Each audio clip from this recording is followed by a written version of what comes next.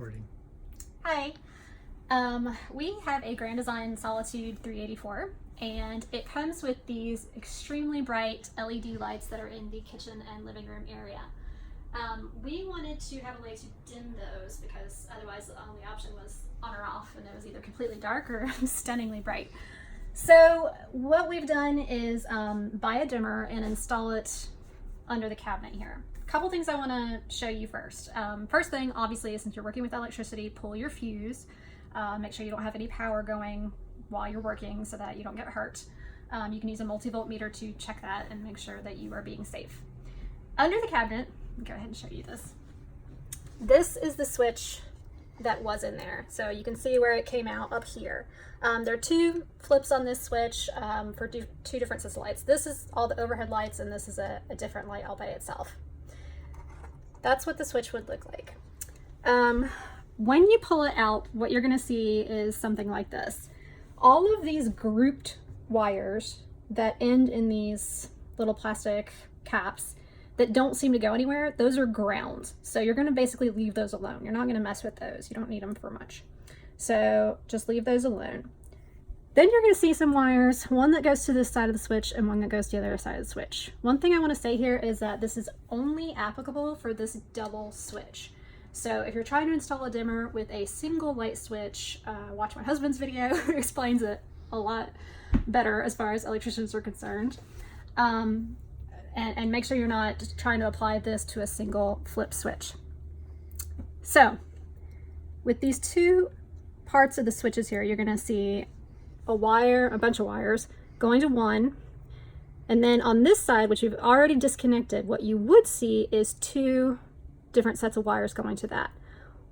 The way to tell the difference between those is that one of them is a single wire coming from the cabinet, okay, coming from inside the cabinet. The other one is actually attached to this first switch, okay? That's a really important difference. So make sure you understand that this one that's going to this other switch is one, and this one that's coming out of the cabinet is another, okay? We have a Falco dimmer. We can put the link for buying it online. This is what it looks like. There's an on-off switch, there's the dim part, and then here is your list of how the wires hook up on the back. Red is 12 volt, black is ground, and white is light. So you're gonna take these two that were connected here and disconnect them from that part of the switch. You're gonna take the one that jumpers, the one that connects, and you're gonna attach it to the red wire of your dimmer. You're gonna take the single one that was all by itself freely from the cabinet and attach it to the white part of your dimmer. We have an extension here, so just ignore this black color. That's just there to add a little bit of length for us so we have some space to work with these wires. But that single wire that is not connected to this part of the switch would go to your white wire of your dimmer. The black wire of your dimmer is going to go to a ground. You have an option here. There's grounds up in the cabinet, and so you can access one of those and attach it, which is what we've done, or you can attach it to one of these grounds over here, okay? And that's what's going to ground your dimmer. Now, because this dimmer switch is a different shape and size from the original switch, we did have to cut a small hole in the cabinet, which was fairly easy to do. Chris just used a knife, and that's where that dimmer switch is going to go. As far as colors go, other than the colors that are clearly labeled on your dimmer switch, don't worry about the colors that are up here, because the reason I say that is that your colors might be different. For some reason, Grand Design did not make that a general category. They just, so your wires here could be pink or green or yellow or who knows. So don't try to match up your setup by looking at our colors. Instead, make sure that you're following where the wires go to. So again, the one that connects between the two switches that was connected here is now going to be connected to the red part of the dimmer.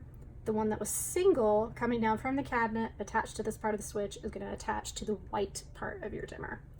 And that's it, right? Oh, you can use these male and female terminal ends to connect them for easy assembly. And make sure you probably need to look up another YouTube video to see exactly how to use those. But they're pretty easy. And that's it. Oh, the results. Take a look.